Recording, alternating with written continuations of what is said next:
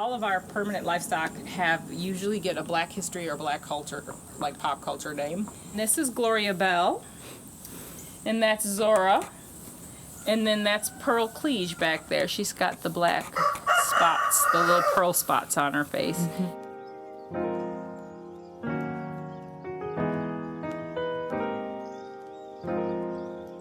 We're Keisha and Warren Cameron. Hello. I'm Micole Hasan. I'm co-owner, second half of Bread and Butter Farms. And then my name is Musa Hasan, co-owner as well.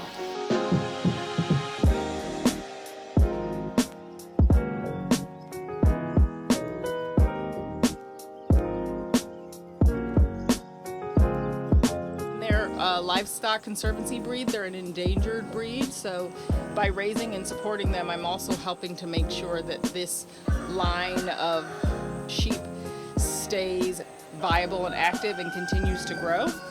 But we shear them in the spring, and then it goes through a number of steps, some of which are very labor intensive to wash and clean the fleece. And then usually I have hand carders, so I card the wool, or I'll sometimes try to lock spin. I'm learning to spin. We then make yarn, and that yarn can be used for any number of products. We've come so detached from a part of us, like a part of us as Black people. We've always been growers. We've always been, and I'm not ashamed of that. So why not hone in on a skill that has been generational for us? We pulled off of these all summer, sold full-size bell peppers. So now I'm gonna let them dehydrate for probably 24 to 36 hours on 170 in the oven, and then I'm gonna grind them down in the Vitamix and make some paprika. What we found is that we always have way too much. Even after selling, even after giving away, even after consuming, we still have more than enough. So we're trying to figure out and incorporate a model that allows us to not waste. I do various types of bread, from country white to wheat to multi-seed or 3-seed bread, English muffin breads. I bake cakes. I do sweet breads like banana breads, but the teas are also extremely popular.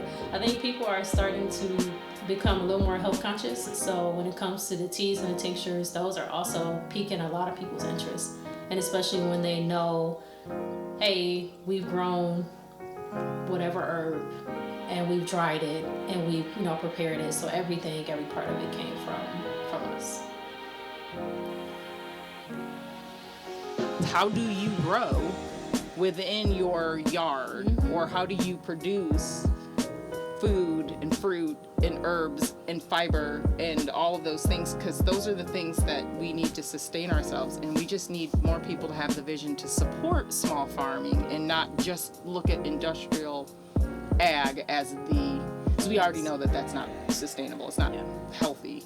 So I would like to see more people put attention into that, and peri-urban farming for me is that way to show a model of what if or what's possible. I was reading a little bit around this concept of food deserts, just the terminology and the way that it makes it sound like it's some natural phenomenon, and it's not. It's a result of well-intentioned, bad intention, deliberate, or for numerous reasons, which I'm not smart enough to speak to, but it's a result of institutional and systemic problems. And they show up in a myriad of ways, and people don't have access to food. But I would love to see some sort of intergenerational exchange between the youth who are able to carry that way forward and help solve some of these problems that we're facing.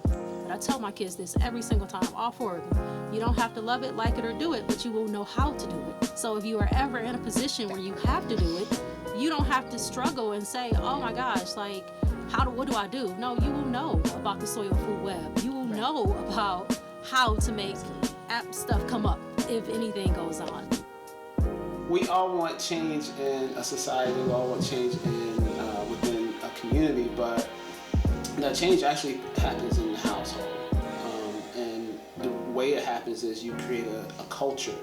So you create a culture amongst the kids, you create a culture amongst the family, and then those kids get older and they understand certain things. They've created certain habits that are just a part of them. And growing is one of those things. Everywhere I've gone in life, it doesn't matter where I was, I had plants and I was growing something. So I want that same thing for the kids because it creates freedom. So knowing how to grow, having control of your food, it's just freedom, period. I mean, it's important to be free. I've always been a firm believer that self-sufficiency requires interdependence. So Exactly. there is no such thing as being, an island unto yourself. So having a collective kind of approach to not just farming, but living.